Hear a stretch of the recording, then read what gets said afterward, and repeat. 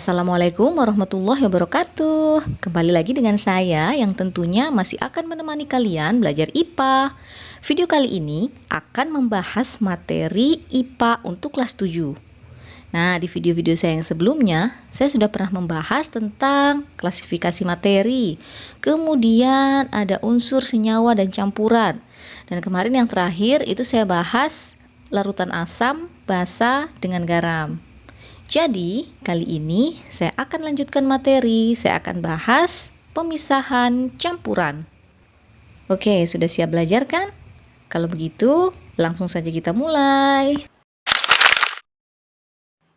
Oke, sebelum kita masuk lebih jauh ke metode pemisahan campuran, saya mau review dulu ya.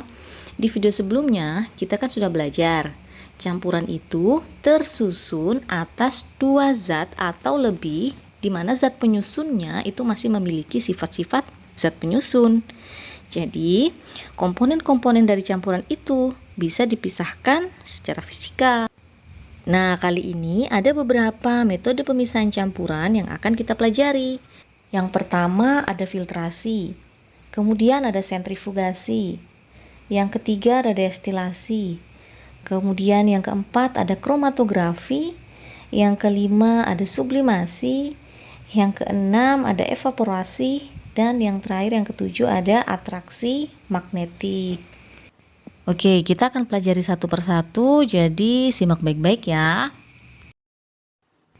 Yang pertama ada metode filtrasi atau penyaringan. Metode ini didasarkan pada perbedaan ukuran partikel penyusun suatu campuran.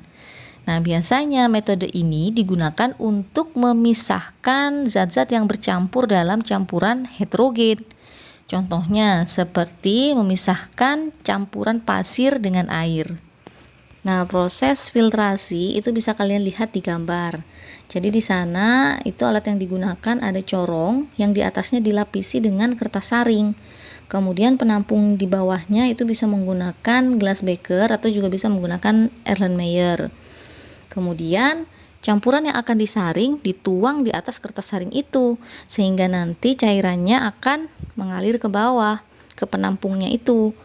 Nah, zat-zat yang tertahan di kertas saring itu dinamakan residu, sedangkan cairan yang mengalir melewati pori-pori kertas saring itu dinamakan filtrat. Sebetulnya itu ada metode pemisahan campuran yang mirip dengan filtrasi, yaitu dekantasi. Pada dekantasi itu peralatan yang dibutuhkan sederhana saja, hanya gelas beker dengan pengaduk. Kemudian cara memisahkannya bagaimana? Nah, tinggal dialirkan saja campuran yang akan dipisahkan melalui batang pengaduk yang tadi. Nah, cairannya akan mengalir ke bawah, sedangkan residunya akan tetap tertinggal di gelas beker. Namun metode dekantasi ini hasilnya kurang maksimal, tidak seperti metode filtrasi.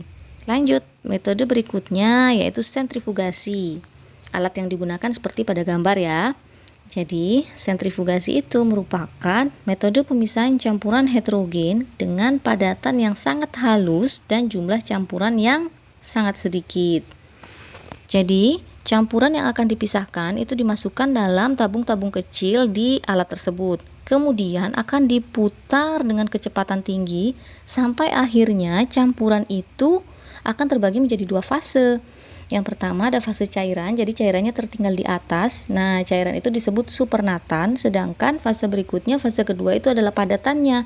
Padatannya akan mengendap di bawah yang disebut dengan pelet.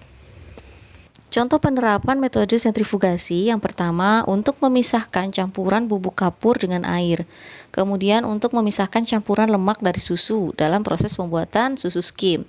Dan yang ketiga contohnya untuk memisahkan komponen urin dari darah dalam analisis forensik.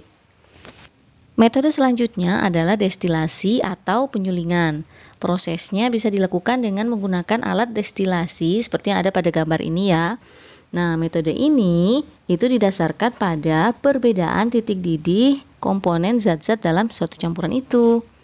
Pada proses destilasi, zat yang akan didestilasi direndam dalam suatu pelarut untuk melarutkan kandungan zat yang ingin dipisahkan.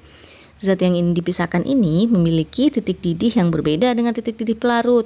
Nah, ketika proses destilasi berlangsung, nah ini akan terjadi proses penguapan karena di sini dipanaskan ya. Kemudian uapnya ini masuk ke sini, didinginkan, kemudian akan terjadi pengembunan dan nanti hasil akhirnya akan masuk ke sini.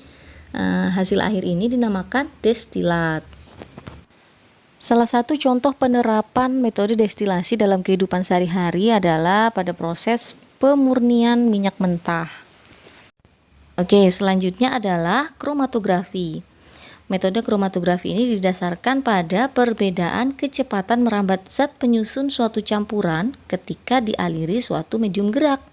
Nah, ada 4 jenis kromatografi ya. Yang pertama, kromatografi kertas, kemudian kromatografi lapis tipis, kemudian ada lagi kromatografi kolom, dan yang terakhir kromatografi gas. Kromatografi yang paling sederhana itu kromatografi kertas ya. Jadi alat yang digunakan itu ada kertas kromatografi sebagai fase diam. Kemudian ada juga air atau pelarut polar lain sebagai fase gerak. Dan ada juga glass beaker sebagai wadah dari pelarutnya. Kemudian ada juga penyangga kertas kromatografi. Nah, kertas kromatografi yang digunakan ini bisa menggunakan kertas Whatman nomor 1. Kertas ini mempunyai pori-pori besar sehingga noda dapat merembes dengan cepat dan teratur. Metode ini bisa digunakan untuk memisahkan zat warna dari tinta atau untuk memisahkan zat warna dari makanan. Berikutnya ada metode sublimasi. Masih ingatkan dengan istilah menyublim? Ya, betul. Menyublim itu perubahan wujud padat menjadi gas. Metode ini didasarkan pada campuran zat di mana penyusunnya itu ada yang bisa menyublim dan ada juga penyusunnya yang tidak bisa menyublim. Nah, proses sublimasi ini bisa digunakan untuk memperoleh zat yang lebih murni dari campuran yang mudah menyublim, seperti kapur barus dan iodin. Caranya bagaimana? Nah, tinggal kita letakkan saja campuran yang ingin dipisahkan dalam gelas beaker yang di atasnya sudah ditutup dengan kaca arloji yang berisi es batu. Kemudian gelas beaker itu kita panaskan. Nah, nantinya zat yang bisa menyublim itu akan menyublim dan akan naik ke atas. Nanti padatannya akan tertinggal di bawah kaca arloji ini. Contoh penerapannya untuk memisahkan campuran kapur barus dengan pengotornya yaitu pasir atau tanah. Kemudian untuk memisahkan campuran iodin dengan pengotornya. Berikutnya adalah metode evaporasi atau penguapan. Nah, metode ini didasarkan pada perbedaan titik didih penyusun dari suatu campuran. Caranya tinggal dipanaskan saja untuk menguapkan pelarutnya sehingga nantinya larutannya akan berubah menjadi kristal.